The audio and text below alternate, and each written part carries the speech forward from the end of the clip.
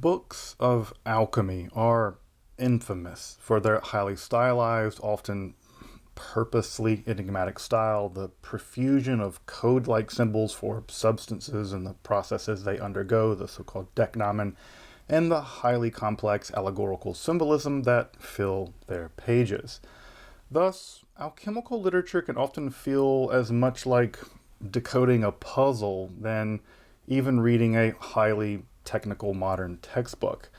However, it was during the twilight of alchemy itself that there appeared an alchemical book which virtually eschewed written text altogether. The Mutus Liber, or the Silent or Wordless Book, first appeared in 1677 and was nearly completely composed of a series of 15 richly detailed plates, seeming to describe the production of alchemical gold and silver. Yet, through an otherwise previously attested alchemical technique. That technique, it appears, followed in the Via Humida alchemical tradition and specifically focused in on the use of dew as in the dew from the earth, as a prima materia for producing the stone of the philosophers. While remaining enigmatic to this day, the Mutus Liber would go on to become one of the last great classics of alchemical literature and would have a decisive impact, especially on the French uptake of this classic occult science and Jungian psychoanalysis.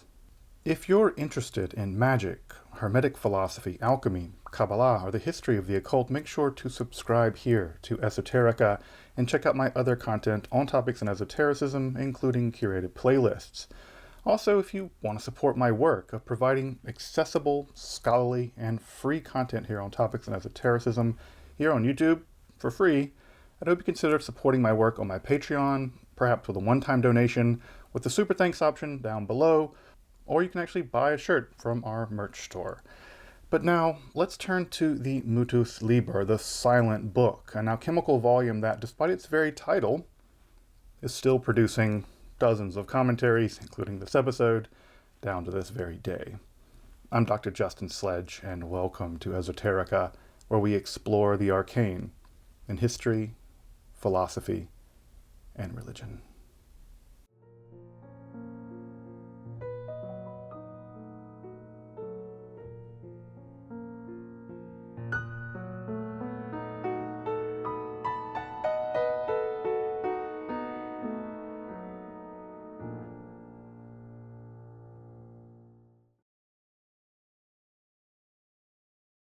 I'm actually releasing this episode as a kind of celebration of what I like to think of as, well, Alchemy Day, the anniversary of the translation of the Liber de Compositione Alchemiae, or the Book of the Composition of Alchemy, from Arabic to Latin on the 11th of February, 1144.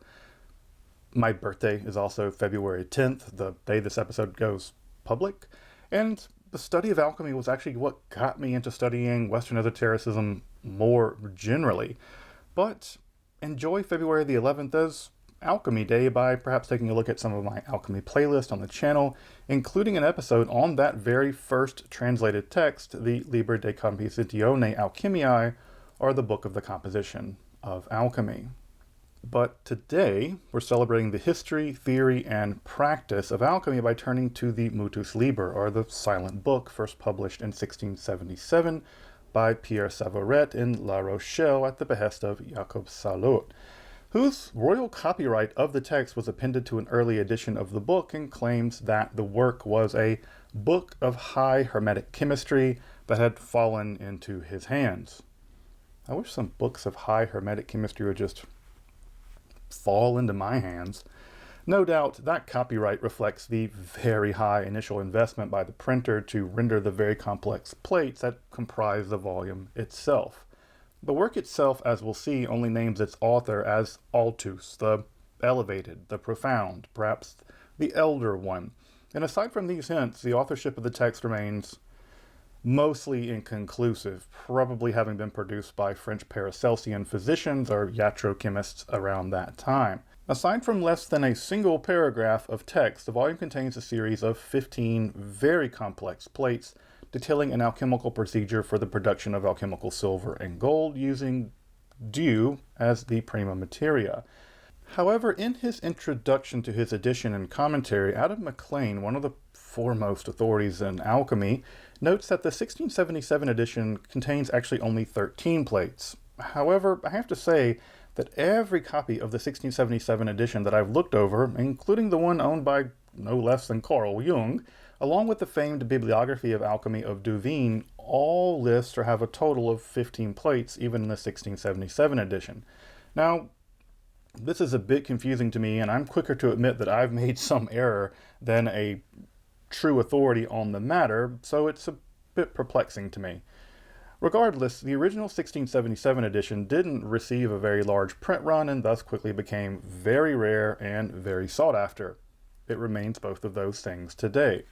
The immortal fame of the text, however, would be secured by its inclusion in the 2-volume 1702 Bibliotheca Chimica Curioso, printed in Geneva, there at the very end of the first volume. In this edition, not only would the reproduction of the plates be, I think, substantially improved artistically, though no discussing over art, though I will say that no real change to the fundamental symbolic expression from the 1677 plates has occurred between the two.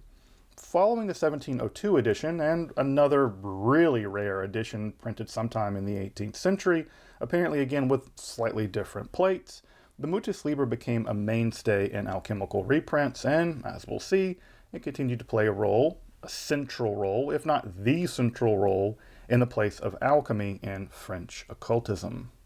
But I want to spend the bulk of this episode just walking through the plates of the Mutus Liber one by one in some detail. Now, I say in some detail because there's simply no providing an exhaustive analysis of the plates themselves, much less what they might possibly mean. Answers from which run the gamut from straightforward instructions for producing alchemical gold and silver from dew as the prima materia to the highly complex unity of psychical opposites by which the psyche itself is individuated, a la Carl Jung, to somehow both of these and neither at the same time. I mean, I'll speculate a bit here and there, but my speculation will just be a bit more to throw onto the heap the mountain of speculation this book has generated over the couple of centuries that it's existed. Also, I'll be working with and displaying the 1702 version of the plates in my discussion, but up to this point in the episode I've been showing mostly the plates from the 1677 version. I'll include links to both in the description if you want to go full-blown Club Dumas ninth gate on them. Why wouldn't you? Also, for funsies, the 1677 edition I'll link to was the one actually owned by Jung himself, so there's that. Again, I'm not going to go much into the way of trying to drive much in the way of secondary meaning to the plates themselves, rather focusing on what the plates themselves are apparently detailing in their symbolic logic as a process. I think that's more important in some ways because the Mutus Liber does present a logically coherent process, and understanding that symbolic mechanism is fundamental, it seems to me, to the veracity of any secondary interpretation. You can't have a secondary interpretation if you don't get your primary interpretation correct to begin with. Again, what that process means is, well, it's anyone's speculation. But getting the process itself wrong surely seems to foreclose on the possibility of getting any secondary analysis correct. So, that said, let's turn to the Mutus Liber, the silent book, the wordless book, plate by plate. The first plate seems to place the setting just at the breaking of dawn, with the bulk of the scene surrounded by thorny roses, with one bud facing the viewer and the other facing down. Roses, of course, are typically symbols of secrecy at this time. Two angels are seen descending or ascending or both down and up Jacob's ladder, blowing horns. Apparently they'll wake the sleeper on the bottom right. Like the biblical Jacob, he's resting his head upon a stone, perhaps in the same vein, and doesn't know that the area he's sleeping in is holy, thus mistaking the sacred for the mundane all around him. There's also water rushing in all around him. We'll come back to that. The central text is the longest string in the whole book, with the Latin reading something like the silent book, in which, nevertheless, the entire Hermetic philosophy is provided in hieroglyphic characters, sacred to the god, most merciful, thrice great and best, dedicated to the sons of art alone. The name of its author is Altus.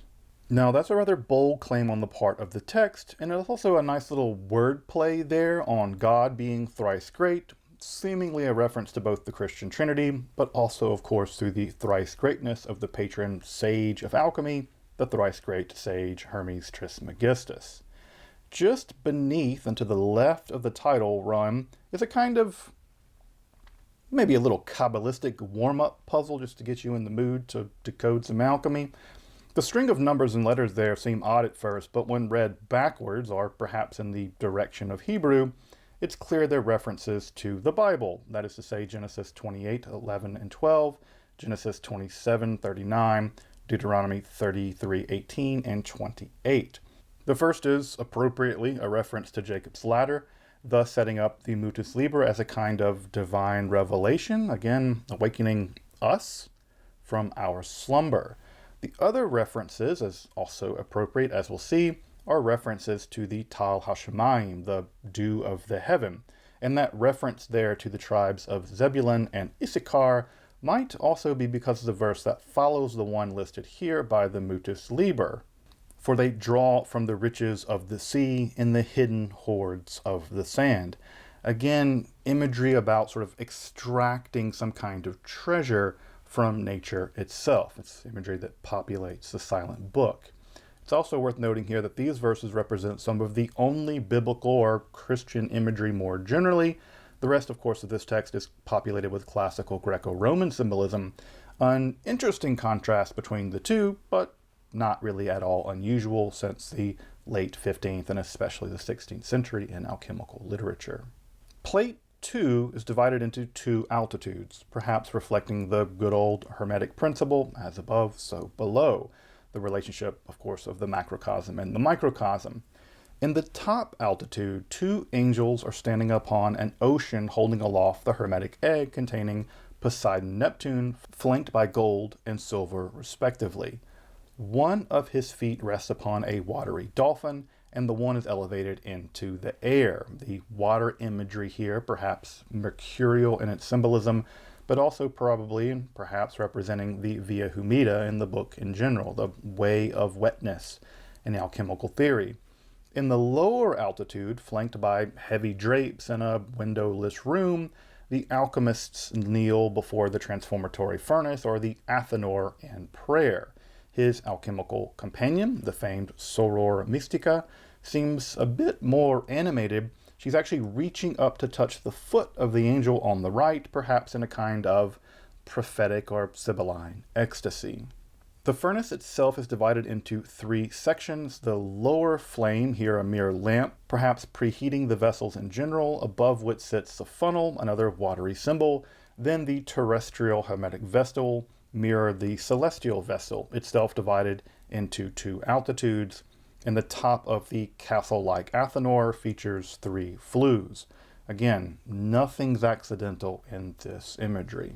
Plate 3 provides us an image of the Mutus Liber's general cosmology, descending from the celestial world dominated by the sun, moon, and Zeus Jupiter, is the airy world of Juno with her peacock, a favorite image of the color transformation in the alchemical process, which we don't see a ton here in this text book, along with 10 birds which fly near the sun, below which a mermaid swims in the primordial waters.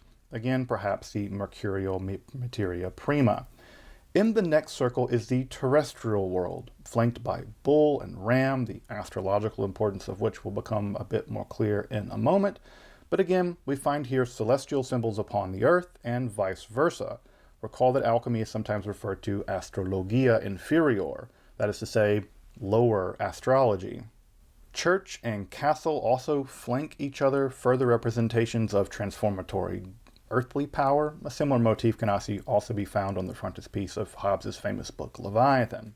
Above, a female figure sits with 5 potted flowers and 5 flowers growing out of the earth. Again, perhaps a union of art and nature in the alchemical process. At the bottom, a man and a woman attempt to capture the watery mermaid with a Neptunian trident and a fishing rod, perhaps again to establish the fixedness of the volatile mercurial substrate. The center is, oddly enough, another watery scene, again emphasizing the via humida. The man in the boat is rowing while the woman is attempting to catch something from the sea. All the while they're connected by a rope or a lashing to Poseidon Neptune, a bond that will need to be broken in the alchemical process, as we'll see again in a later plate. Again, the cosmology is one of upper and lower realms, inner and outer realms, all interacting, reflecting one another, but also being captured and transformed by the alchemical art. It's a very hermetic world in which all these elements are echoed as like a fractal within and without. Without a doubt, plate 4 is the most famous and thus the most reproduced plate of the Mutus Liber. Here, the alchemists are wringing out large sheets of fabric which have been suspended just above the ground to collect morning dew. There are 6 such cloths, probably arranged like a triangle. There's some Pythagorean vibes here, all flanked by a bull and a ram, likely the astrological period in which the dew should be collected, roughly from March the 20th, or the start of spring, through May 20th. Sun and moon also appear on the right and left, and this may be further astrological timing with the Sol in Aries and Luna in Taurus, but it's not quite clear how to read it.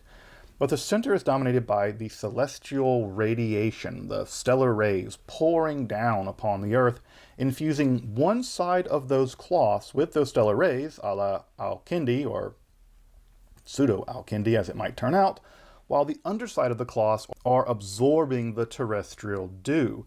Again, the flow of the dew up from the earth and the stellar rays down to infuse the higher and lower worlds in this Neptunic liquid, perhaps as a kind of mercurial prima materia.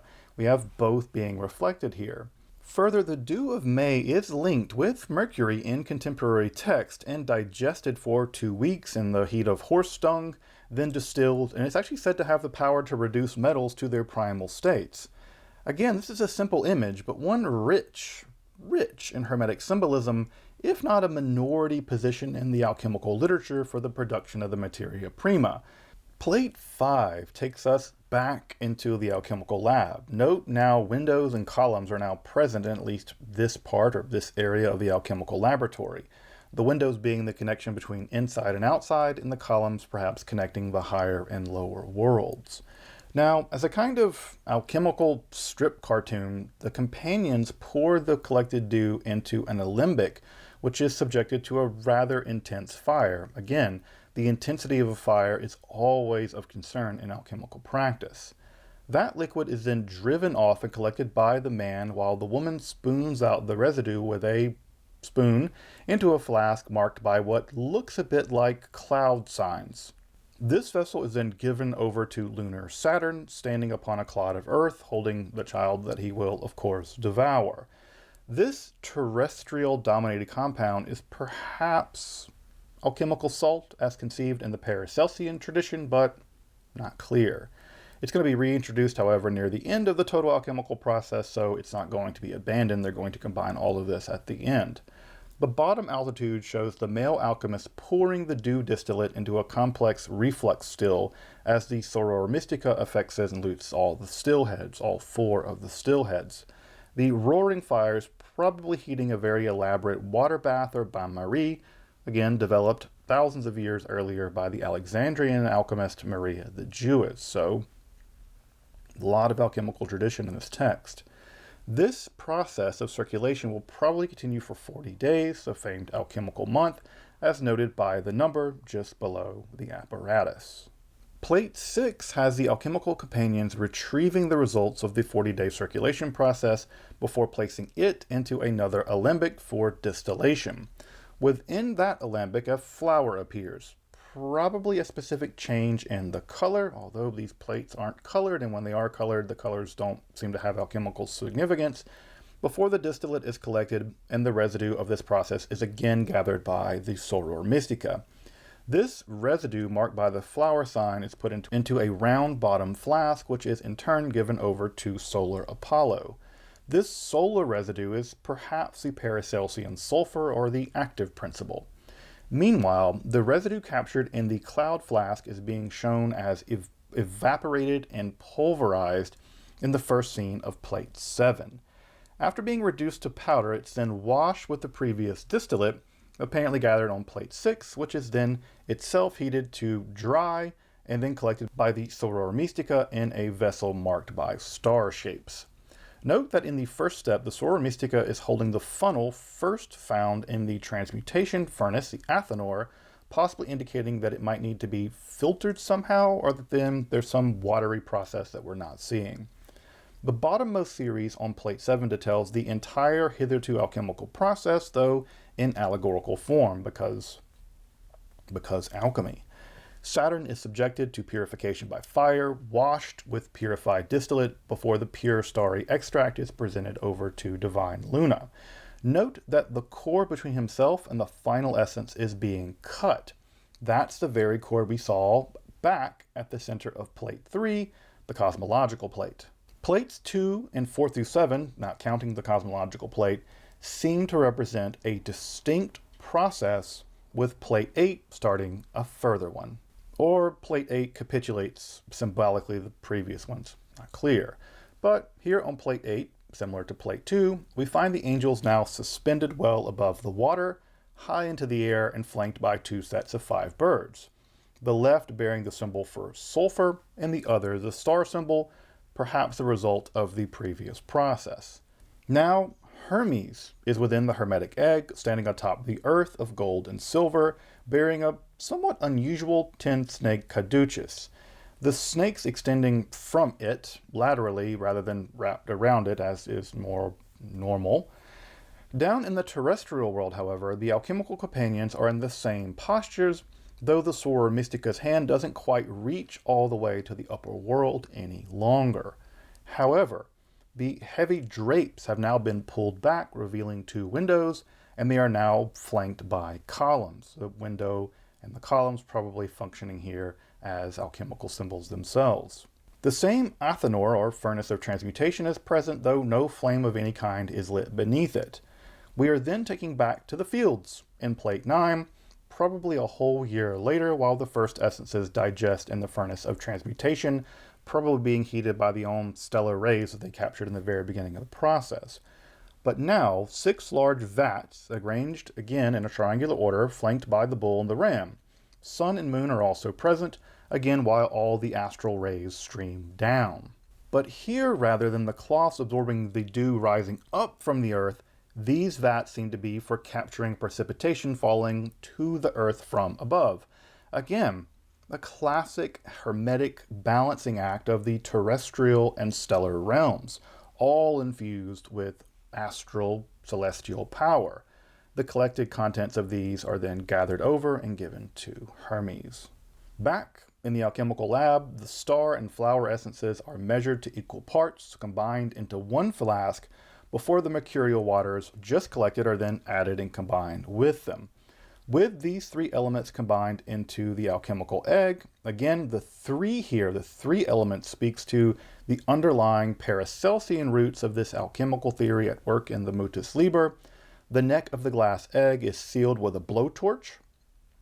Blowtorch, he's blowing into it, that's where, blowtorch, before being placed into the transmutational furnace. In the lower panel again, we see the entire process symbolically represented in an allegory. The solar and lunar principles are bound in the alchemical egg, with the number 10 close to both. Just to the left is a small rendition of the Cosmology from plate 2, showing how the hermetic egg contains the all within the one within the all, the upper and lower realms, both represented in the sealed world of the alchemical process itself. Again, it's such beautifully balanced imagery. Plate 11, similar to plate 2 and 8, show us the angels brought up even higher. The birds flanking them now bear the sign of sublimated sulfur on the left, that is to say sulfur removed of all of its impurities, perfected philosophical sulfur, often connected with philosophical gold, along with a star sign on the other side. Within the egg, Hermes no longer stands on the earth. He's elevated. He now stands upon pure silver and gold, the gold and silver of art rather than nature. Below, the alchemical companions take similar gestures as before, A gentle fire now burns in the furnace of transmutation, while the drapes and the columns are now totally absent, though 2 new oval windows have appeared. Even their world is undergoing transmutation. Now it seems that a near repeat of the previous cycle is undertaken. Plate 12, at least in the 1677 edition, is virtually a reprint of Plate 9, though in the 1702 edition, rocky soil has now been replaced with vegetation. But again, the vats are decanted and presented over to Hermes, just the same. Again, Plate 13 is similar to Plate 10, but here a star and sun essence is placed into the balance pans, combined and then mixed with the mercurial addition again.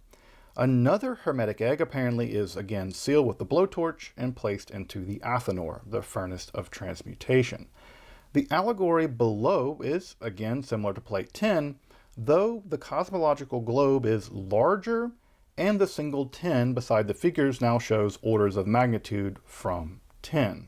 Admittedly, the addition of these 2 plates is a bit perplexing to me, more perplexing than the rest of the perplexing things. They seem to represent a third final process of gathering, but that would be weirdly offset the balance achieved previously that I just mentioned. Further, once the egg is sealed, hermetically sealed, it can't be opened, otherwise it would botch the whole process. Are there several hermetic eggs at work in the process here? Again, these plates never show if the hermetic egg is to be opened or how the products of plates 13 and 10 are supposed to really interact, if at all. What do the orders of magnitude mean? Are they additions or are they dilutions, as McLean points to? The projective power of the stone produced, that is to say, often a very small amount of the Philosopher's Stone is actually used to produce huge quantities of gold and silver. Are these those ratios? And why is the cosmological diagram larger in the second representation? Again, I don't have any great answers to this, but this is, classic Club Dumas, Ninth Gate territory, so have fun with your interpretations. Plate 14 appears to bring the whole drama, the whole process to an end, but the symbolism here is rather obscure, more obscure. We now find 3 furnaces of transmutation, or 1 with varying degrees of heat. It's not terribly clear, but also notice that the drapes have reappeared, perhaps symbolizing the conclusion of this matter, as if we're on a stage and the show's coming to a close. Or perhaps the drapes represent something being obscured from us. There's something going on behind the scenes, so to speak. Below, 3 figures are seen, the male and female alchemists, but also now a child, marked off by his tennis racket and ball. Perhaps the child here is a representative of the fusion of the principles at work, or even the Philosopher's Stone itself. Though all appear to be trimming their wicks, or either pouring the contents of their flasks into something, or filling them, Schrodinger's flask, perhaps with oil all flanked by Roman numerals, again, perhaps representation of durations. Also, Roman numerals and Arabic numerals may have some distinction we don't understand. Below them, a mortar and pestle, marked by a shell and a snake, along with crucibles, and a balancing pan are arrayed in the center. Lunar and solar vessels are sealed within blast furnaces with 4 parts solar to 1 part lunar, and vice versa in each blasting furnace.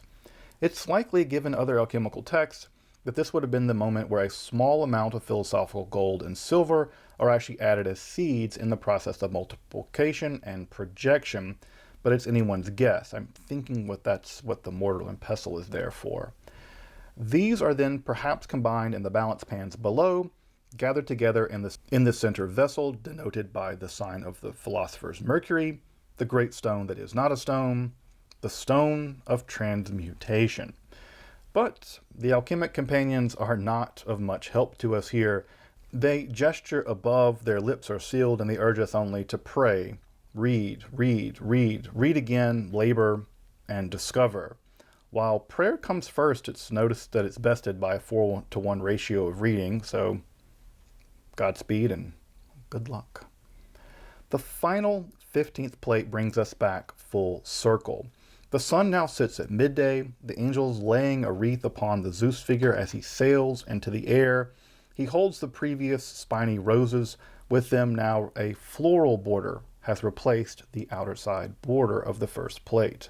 The alchemical companions hold the rope in his hand while clutching one another's, announcing, "Provided with eyes, you depart." No longer in the need of Jacob's ladder, it's now lying horizontal in the rear, below which maybe the dying Hercules, clad in the Nessus shirt that killed him, has the sun and moon rising above him. Other authors have taken this character to be Hermes, although I think it could just as well be the sleeping Jacob figure from the first image. Recall in that first image, water was rushing in as he slept. Perhaps he wasn't awakened and had drowned. A lesson to those who do not listen to the lessons of the Mutus Liber. Regardless, midday has come, sight has replaced sleep, the ascent has been made, spiny roses are transformed, the singular dead Hercules or Hermes or Jacob are now united, masculine and feminine, all basked in smiling solar radiance. While enigmatic, the Mutus Liber concludes on a note of balance, joy, triumph, and deep pleasure. And it's no wonder it's proven as popular as it has. So that's at least something of an explanation of what the Mutus Liber depicts, at least in its symbolic procedure. Of course, the natural question here is, well, what does all this mean? Well, I have no idea. And I'm glad I don't have to even pretend to be obligated that I do. Interpretations have ranged from a very literal reading of how the text is describing how literal dew and earth can be purified and used as the materia prima for growing seeds of gold. In fact, this Herculean effort was performed over a dozen years by Armand Barbault, who published his findings in his 1969 Gold of 1,000 Mornings. He even worked with his wife in the process, much like we see in the Mutus Liber. The text is fascinating and his experiments are very interesting. In fact, a lineage of initiated alchemists in the French occult tradition have claimed that the text contains deeply encoded procedures for the production of the Philosopher's Stone. Though, despite a lot of big claims and tall tales and an unending amount of obscurantism, 20th century French people seem to be good at unending text of obscurantism. Looking at you, Deleuze. No evidence for these claims has ever surfaced, and yeah, I'm looking at you, Fulcanelli, whoever you were. Of course, Carl Jung was also deeply attached to the Mutus Liber. As I mentioned, he owned one of the very rare 1677 first editions, and this was an important site for his theory of psychological individuation and the archetypal symbols of the collective unconscious. And as I said at the start of this episode, whatever interpretation one wants to pick up or develop, they all have to be built upon the inner logic, the inner symbolic logic of the book itself, which, while enigmatic, remains relatively systematic. Well, kind of systematic, but it's alchemy, so what do you expect? Though not really an interpretation of the text, I do think it's very important to locate this book within the historical context of alchemy more generally. Again, it was published in 1677, and the Mutus Liber is firmly in the twilight of alchemy. Paracelsus had already been dead 130 years when it was published, and while Paracelsianism had been hailed as a great innovation in the chemical arts, by this point in history, it had failed to deliver on the bombastic, it's a Paracelsus pun, the bombastic claims made by its adherents. Just as the classic mercury-sulfur theory had failed to produce transmutation, so did the new sulfur-salt-mercury theory of Paracelsus. And worse came criticisms from post-Paracelsians themselves, especially in France. But at least in the old mercury and sulfur theory, mercury meant mercury, and sulfur meant sulfur. You could rely on that to some degree. Whereas in Paracelsianism, all those terms, along with the endless host of neologisms they constantly introduced, could mean virtually anything. Anything. And thus they meant nothing. Sufficiently equivocal terms are indistinguishable from nonsense. At least the old mercury-sulfur theory was just demonstrably false. At least it was demonstrably false. This Paracelsianism on their read was just fashionable pseudochemical nonsense. And again, those criticisms are coming from iatrochemists, post-Paracelsians. They used to be Paracelsians working more on the medical front of things than having abandoned chemical transmutation as a goal altogether. And while the Mutus Liber is seemingly to be interested in extracting the three Paracelsian elements from dew rather than using a metallic prima materia, again pointing in the direction of alchemy as spagyrics, to use the Paracelsian language, and thus iatrochemistry, or French iatrochemistry of the time, would have actually viewed this book as quaint, old-fashioned, even out of touch with actual developments in chemistry at the time, especially in France. That's chemistry with two Y's. Indeed, Bacon had already published the Novum Organum in 1620, setting the stage for the scientific method as we know it, and Boyle had just published The Skeptical Chemist in 1661, before Mutus Liber, establishing, at least in theory, the notion of the elemental chemistry 16 years prior to the publication of Mutus Liber. Now, of course, the publication of these texts didn't represent some instant intellectual or technical shift, or a paradigm shift as it's fashionable to talk about. Boyle continued his work as a alchemist, while subjecting the Paracelsians to ferocious criticism. He was himself an avant-garde alchemist, not a chemist or an analytic chemist in the modern sense. Thus, put into the light of the post-Paracelsian iatrochemists over there in France and the theoretical and experimental developments in England, and beyond, frankly, all over Europe, the Mutus Liber, while interesting for its dew-based via humida method of Paracelsian alchemy, was, let's face it, it was destined for the romantic occult world as the sun was rapidly setting on alchemical theory and practice. Again, ironic considering how the Mutus Liber ends. Of course, that's no excuse not to study it, but again, to make this point, any interpretation of it should rest on understanding both its inner logic on its own terms, but also the historical, theoretical, and experimental developments of its own day. It's the result of historical processes, and moving it away from that robs it of its message. So by placing it into its historical circumstances, we better understand it. We don't rob it of its meaning. Aside from the vast amount of literature in French on this text, I think the best study edition to pick up is, of course, by Adam McLean, to whom I owe a debt of eternal gratitude. His works making alchemical text and art available on the internet fueled my own interest since I was a teenager, and I was still so interested in alchemy, and still am now, and God willing I will be for many years to come. Of course, more alchemical content to come, and enjoy Alchemy Day. Until next time, I'm Dr. Justin Sledge, and thank you for watching Esoterica, where we explore the arcane in history, philosophy, and religion.